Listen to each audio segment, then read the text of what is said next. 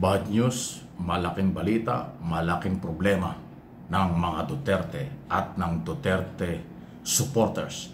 Ito pong desisyon ng International Criminal Court. Pakinggan po ninyo itong balitang ito. Quote, the pre-trial chamber finds that, quote, the court can exercise jurisdiction in the present case over the crimes alleged against Mr. Duterte that were committed on the territory of the Philippines while it was a state party. The issue on jurisdiction was Duterte's biggest defense move because if he were successful, the entire case would have been junked. Duterte withdrew the Philippines from the ICC, which became effective in 2019. However, the investigation was opened only in September 2021. Dissenting judges say this 2-year wait removed jurisdiction from the ICC. But according to Article 127 of the Rome Statute, a country's withdrawal shall not affect proceedings that were already started. The ICC is currently in the process of having independent neuropsych experts examine Duterte to determine if he is fit or unfit for trial. Yan na. Yan ang matindi. The International Criminal Court upholds its jurisdiction and over the case of former Philippine President Rodrigo Malinaw po Duterte, yung balitang leaving yan. another hurdle to the delayed pre-trial. Malinaw po. Ibinasura. Hindi po nakumbinsi ng Duterte camp ang International Criminal Court sa isyu ng jurisdiction. Yan ho kasi ang galaw ng kampo ni Duterte sa unang araw pa lang after mahulit makulong si Duterte noong nakaraang buwan ng Marso nang mahuli sa Pilipinas. Okay? Kahit pa nung hindi pa nahuli, ang sinasabi lagi nila ay walang jurisdiction ang ICC kay dating Pangulong Duterte. Sa yung pong labang yan, petisyong yan, na ilang buwan ang pinag-uusapan, nagkaroon na po ng closure ngayon. Ni-reject, hindi nakumbinsi, hindi na-justify at hindi pinaniwalaan ng ICC ang petisyon ng mga Duterte. So anong ibig sabihin nito? Posible po, tuloy-tuloy na ang trial sa crimes against humanity laban sa dating Pangulong Duterte at kanyang mga co-accused. Dahil yan, posible na rin po anytime ay lalabas at darating ang panibagong warrant of arrest laban sa mga co-accused sa crime against humanity. Katulad ni na Senador Bato de la Rosa, Bongo, yung mga retiradong general ng PNP, at posibleng si Vice President Sara Duterte. Kung inyong magugunita, inamin na nitong si Sara Duterte, Vice President, nakasama siya, nakita niya ang listahan nung siya ay nagpunta sa dahig. Nakasama siya sa mayroong problema sa ICC. Pero wala daw siya sa number 1. Si General Bato, Senador Bato raw ang nasa listahan number 1. So yan po yung mga co-accused na pwedeng isyuhan ng warrant of arrest. So ang tanong, magkaka-arrestuhan na naman ba?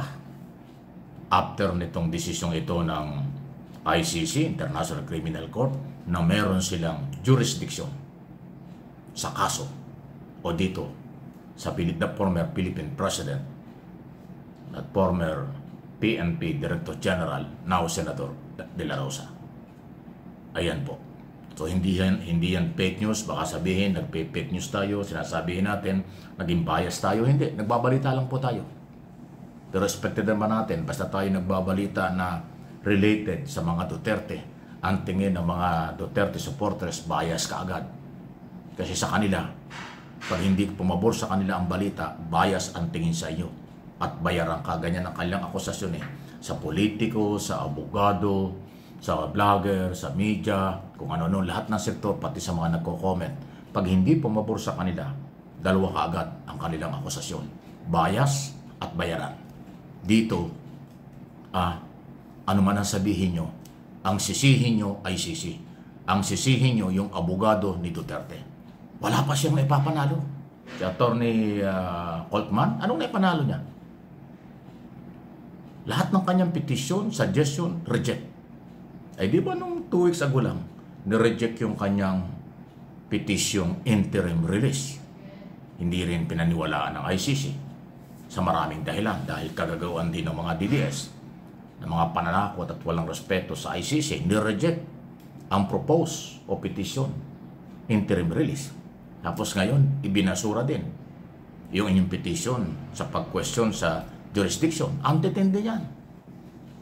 Dati yung inyong mga petition para harangan ng mga ebidensya ng prosecutors, ng defense, ng complainant, hindi rin kinakinggan. Nireject din ng ICC.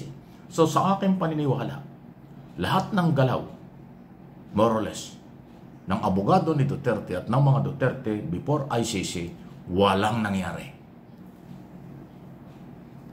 Lahat natalo. Wala pang ako natatanda ang petition, suggestion, or request ng kampo ni Duterte ay pinakinggan ng ICC. Ito yung pinakaabangan jurisdiction. Kasi kung nakumbinsi nila na walang jurisdiction ng ICC, may pag-asang makawala si Duterte. Pero ang nangyari, magkasunod ng desisyon na matitindi. Binasura ang interim release, pansamantalang paglaya. Pagkatapos itong ang jurisdiction ay kanilang dinesisyon, sila'y merong jurisdiction sa kaso ni Duterte at kay dating Pangulong Duterte. So yan ang matitindi. So ang sisihin nyo, yung kampo ni Duterte o yung mismong abogado, baka mali ang galaw.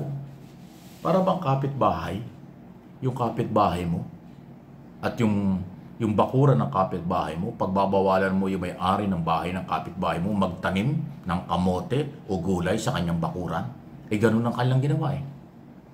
Yung korte, yung International Criminal Court, na pinuntahan ng mga Pilipino na nagreklamo dahil sa human rights violation ng mga Duterte.